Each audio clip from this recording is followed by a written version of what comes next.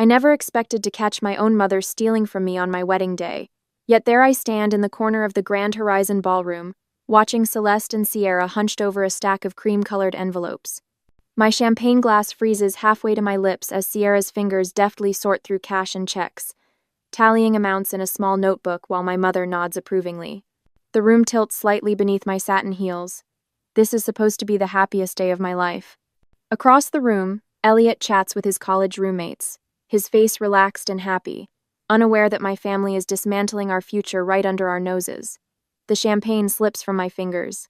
The glass shatters against the marble floor, sending crystal shards and bubbly liquid spraying across my ivory shoes. Several heads turn, but I barely register the stares. My mother and sister look up, startled, guilty expressions flashing across their faces before Celeste arranges her features into concerned, motherly worry. "Laurel, honey, are you all right?"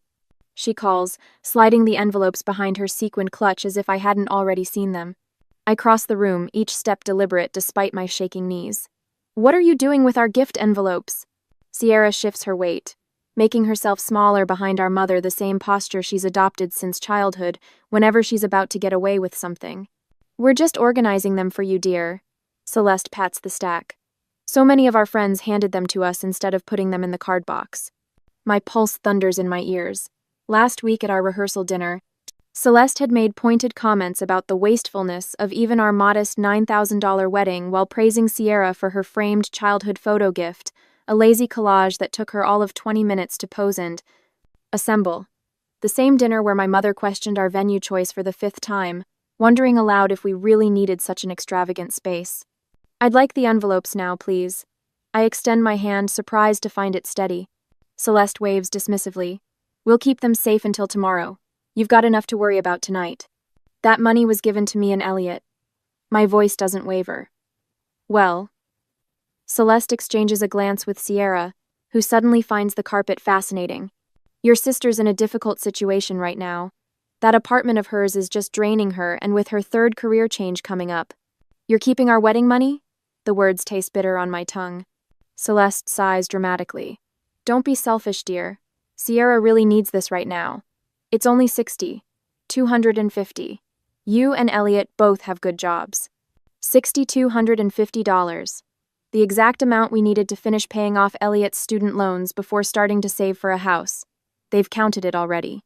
They've planned this. That's theft, I say, the word hanging between us like a blade." Sierra peeks around our mother's shoulder, eyes wide and watery, the same performance she's given since we were children. "Lori, please. You've always had everything so easy. My roommate just moved out, and I can't cover rent alone." "Easy?" The word nearly chokes me. "You think my life has been easy?" "Now, girls," Celeste's voice sharpens. "Laurel, we're your family. We're just holding this money because Sierra needs help getting back on her feet. It's what families do, they help each other." Sierra nods vigorously behind her, but I catch the small, smug twitch at the corner of her mouth. I stare at them both, suddenly seeing with perfect clarity the pattern that's defined my entire life. Sierra needs, I provide. Sierra falters, I step aside. Sierra wants, I surrender. The fluorescent lights catch on my new wedding ring as I flex my fingers, steadying myself.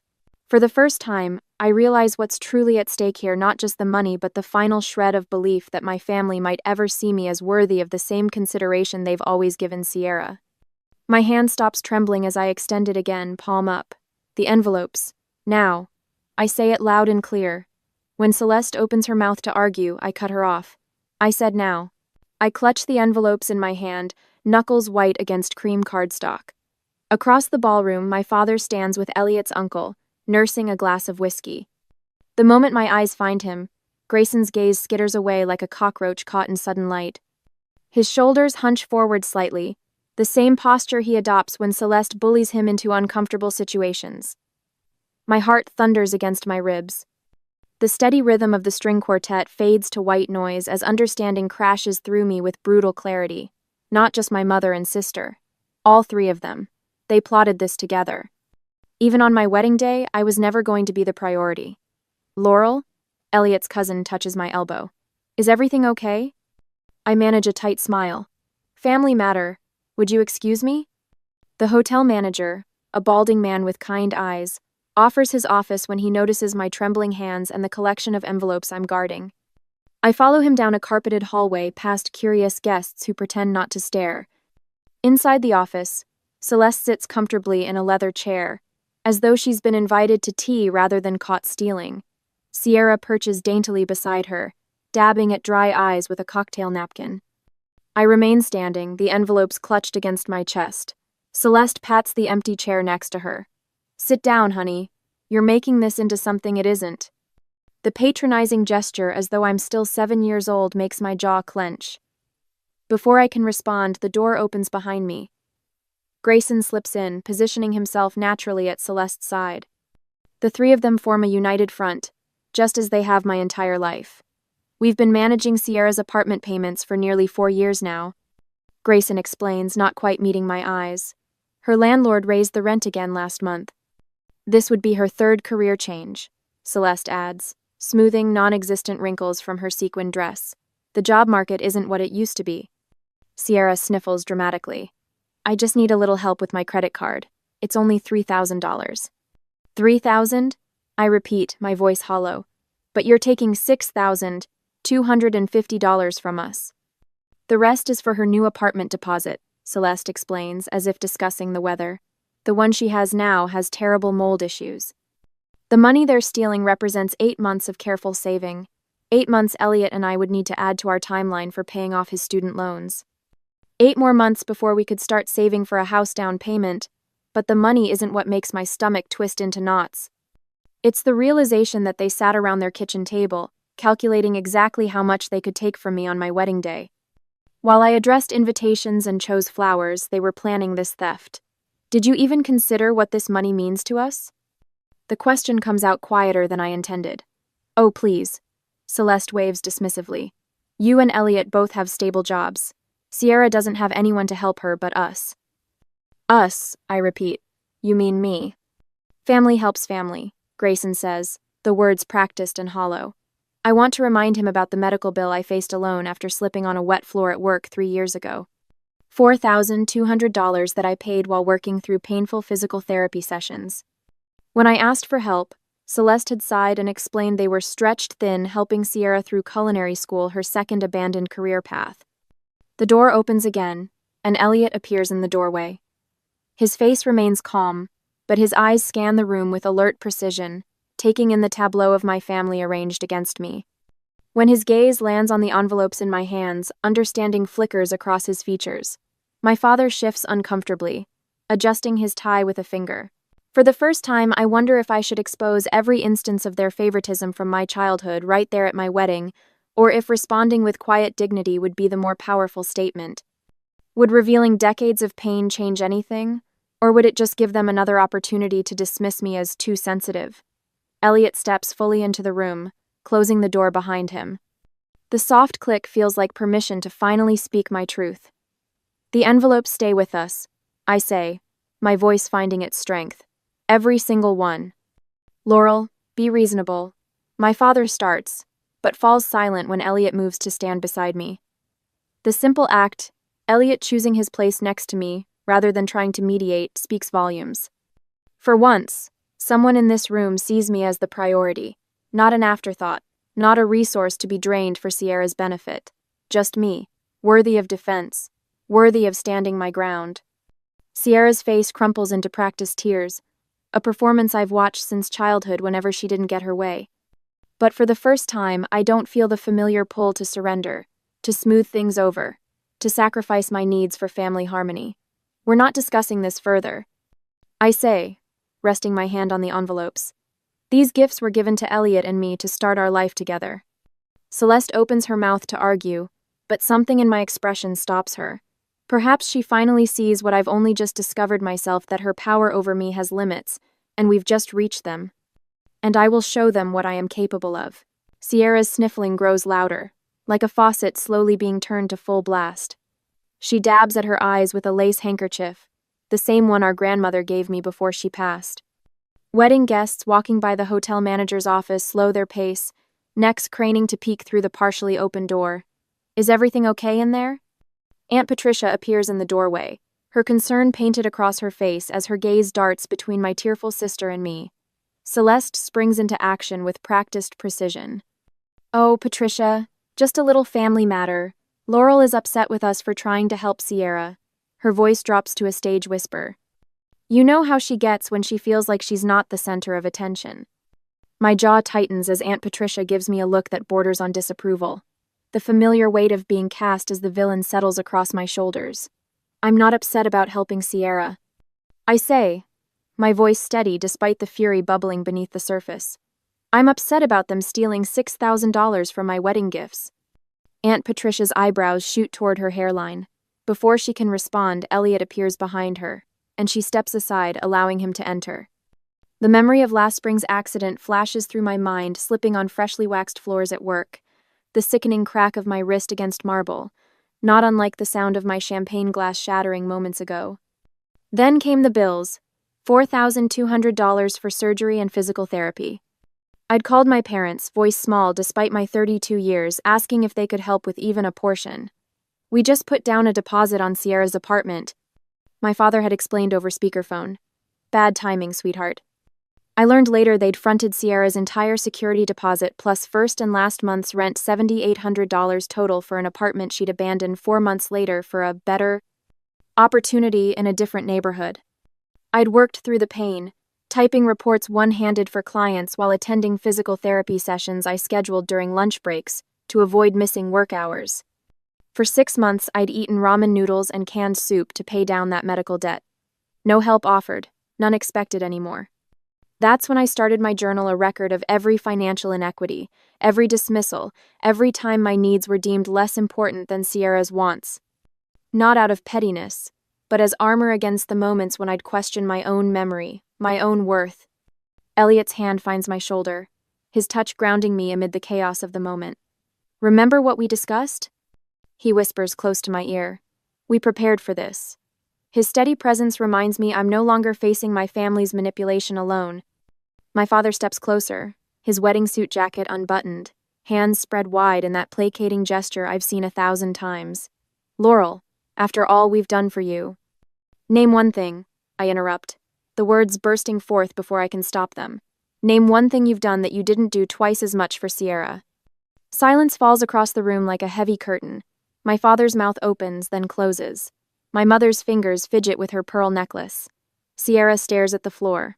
No one speaks. No one can answer. In that silence, understanding washes over me.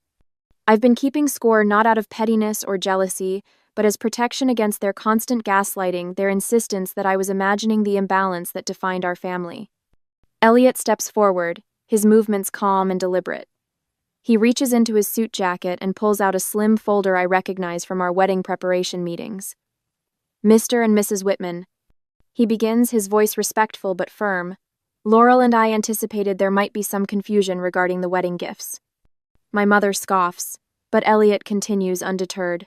"We have documentation here, prepared by our attorney, regarding the legal ownership of gifts presented to us on our wedding day." He opens the folder, revealing neat stacks of papers. This includes a notarized statement confirming that all monetary gifts, regardless of who initially receives them, are legally the property of the married couple. I watch as my family's expressions shift. My father's face darkens with understanding. Sierra's eyes widen with dawning comprehension. But it's my mother's reaction that tells me everything. Her face drains of color as she realizes we came prepared for her scheme. For the first time in any family confrontation, I feel my spine straighten, my shoulders square. The hand that trembled earlier now rests steady at my side. My voice when I speak carries a certainty I've never felt before. "You taught me a valuable lesson growing up," I say, looking directly at my mother. "I learned to prepare for disappointment. The difference is, this time I prepared with evidence instead of just hope." Elliot slides the legal document across the table toward my father, who picks it up with reluctant fingers. "You have 30 minutes to return the envelopes," I say, "or we involve hotel security and potentially the police." My mother's mouth forms a perfect O of shock, as she realizes this isn't a negotiation, it's an ultimatum from the daughter who finally found her voice. But this is not the end. They will realize it soon. The hotel office falls silent. My father's shoulders slump as he reads. Celeste snatches the paper from him, her eyes widening with each line. "You planned for this?" The disbelief in her voice would be comical if it weren't so tragic. You expected us to take what doesn't belong to you? Elliot finishes, maintaining unwavering eye contact with my father. We hoped it wouldn't be necessary, but yes, we protected ourselves. The room feels smaller now, the air heavy with unspoken accusations. My father's gaze drops to his hands, the fight visibly draining from him as legal reality sets in. This is ridiculous. Sierra erupts, her composure fracturing. Laurel already has everything. A husband with a good job, a career she actually sticks with, financial stability. She doesn't even need this money. The outburst hangs in the air, raw and revealing. Not about need at all, but jealousy. Mr. Patterson, the hotel manager who's been quietly observing from the corner, clears his throat. Perhaps I can offer a solution. As this appears to be a delicate family matter, I'd be happy to secure the gift envelopes in our hotel safe until tomorrow morning. Sierra's face flushes crimson. You don't understand. I have bills. That aren't Laurel's responsibility, Mr. Patterson finishes firmly. Our policy is clear regarding wedding gifts. They belong to the couple. My mother's lips press into a thin line as her scheme unravels in front of strangers. The public nature of their exposure clearly wasn't part of her plan. Laurel. My father's voice sounds tired. Can we handle this as a family? Without all this legal business? The question catches me off guard. For a heartbeat, I hesitate. Should I give them one last chance to make amends? Or was it time to finally break free from the pattern that had defined my entire life? Before I can answer, the office door opens. Monica appears, her bridesmaid dress slightly wrinkled from dancing, concern evident on her face. Everything okay in here? She asks, her eyes finding mine. Elliot mentioned you might need some support. The timing couldn't be more perfect. Elliot had sent for backup, anticipating my family's resistance. The realization warms me he truly understood what I was up against. We're just sorting out a misunderstanding about the wedding gifts. My father says quickly, his tone conciliatory where minutes ago it had been demanding. Monica's eyebrows arch. A misunderstanding? About whose gifts they are? Something like that, I reply, finding strength in her presence. Mr. Patterson steps forward. As I was explaining to the family, our hotel policy is quite clear. Wedding gifts are the legal property of the newlyweds. He gestures toward the envelopes. I'll have these secured in our safe until morning, unless you'd prefer to take them now. The safe would be perfect. Thank you, Elliot answers. Celeste's fingers twitch against her sequined clutch. My father begins backpedaling, his excuses flowing freely. We were only trying to help organize things, he offers weakly. A misunderstanding about family support. The wedding coordinator pokes her head into the increasingly crowded office, her professional smile faltering as she senses the tension. Is everything all right? Some guests were wondering about the cake cutting scheduled for 15 minutes from now. My mother seizes this final opportunity, rising to her feet with practiced dignity. Laurel? She says, her voice dropping to that familiar, threatening whisper. If you do this, if you choose this path, you need to consider what it means for your place in this family. The implied threat would have crushed me even a day ago. Now, with Elliot beside me, Monica at the door, and strangers witnessing my family's true colors, it lands hollow. Mr. Patterson collects the envelopes, each one a gift freely given to celebrate our marriage, not to bail out my sister's latest financial crisis. Grayson shifts uncomfortably. Perhaps we've all been too hasty. Let's discuss this tomorrow after everyone's had some rest. But the damage is done.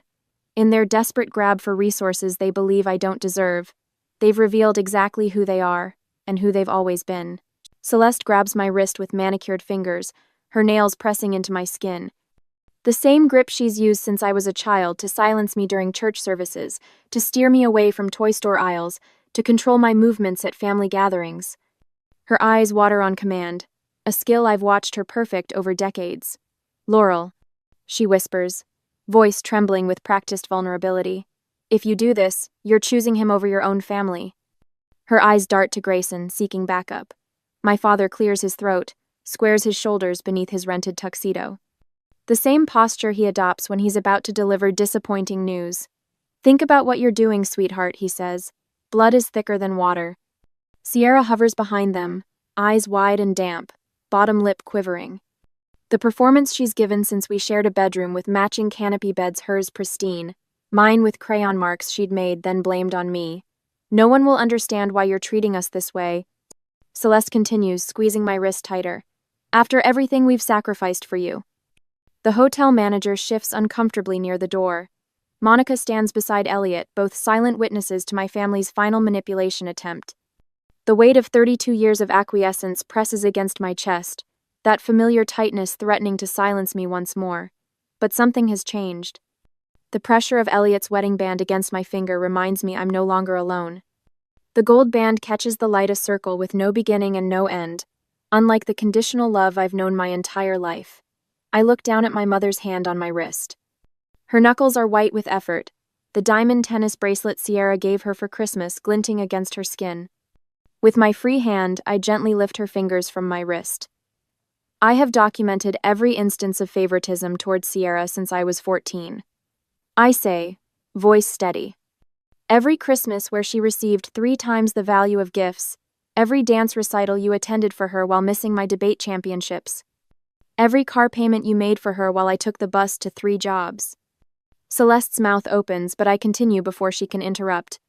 The $4,200 medical bill I paid myself after breaking my ankle at work. The college textbooks I bought while Sierra's were delivered to our house with gift wrap.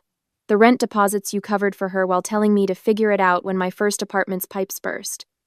My father's face drains of color. You kept track? All this time? I had to, I reply. Otherwise I'd question whether I was imagining things when you told me I was being selfish for expecting equal treatment. Sierra steps forward. This is ridiculous. You've always been jealous of me. No, Sierra. I've always been invisible beside you. I turn back to my mother, who has recovered enough to attempt her signature dismissive laugh. I'm not choosing Elliot over family. I tell her. I'm choosing myself for the first time. The significance of these words lands in the silent room. The manager clears his throat. Mrs. Whitman, I'll escort you and your husband back to the reception. The gifts will remain secure in our safe until tomorrow morning. My mother's face hardens. We're not finished discussing this. Yes, I say. We are. Elliot places his hand at the small of my back as we walk through the hotel corridor. With each step, my spine straightens. The ballroom doors open, and wedding guests turn toward us, glasses of champagne in hand, oblivious to the seismic shift that just occurred. I squeeze Elliot's hand. We've discussed what would happen if my family attempted this. Now it's time to follow through. The band notices our return and smoothly transitions to our chosen song. Elliot guides me to the center of the room, where our DJ stands ready with a microphone. Ladies and gentlemen, the DJ announces, the bride would like to say a few words.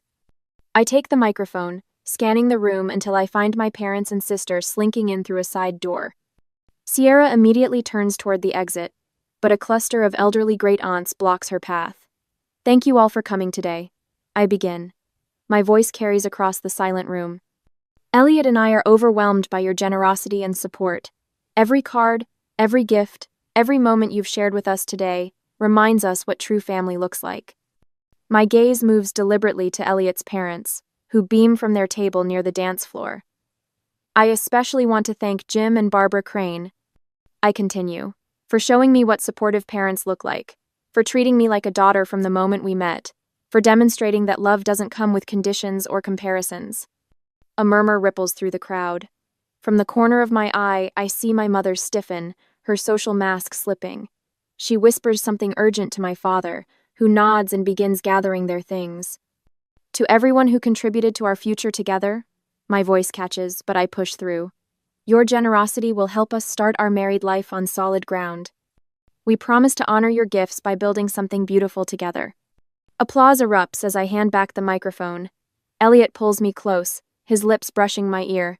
You did it, he whispers. I'm so proud of you. Across the room, my parents make their way toward the exit, Sierra trailing behind them like a shadow. Several guests turn to watch them leave, whispering behind their hands. The rumors will spread through our family before morning how Laurel finally stood up to Celeste, how the golden child Sierra wasn't so golden after all, how the quiet daughter found her voice on her wedding day. My mother pauses at the door, looking back at me one last time. I meet her gaze without flinching. For a moment, Something like respect flickers across her face before she turns and disappears into the night. I don't know if I'll ever speak to them again. The thought brings neither sadness nor relief, only a strange, weightless freedom I've never felt before. The music swells around us. Elliot leads me into our first dance as husband and wife. 6 months feels like a lifetime. The afternoon sun streams through the windows of our new apartment as I arrange fresh lilies in a crystal vase, a housewarming gift from Monica. Elliot works at the dining table, spreadsheets open on his laptop, his forehead creased in concentration.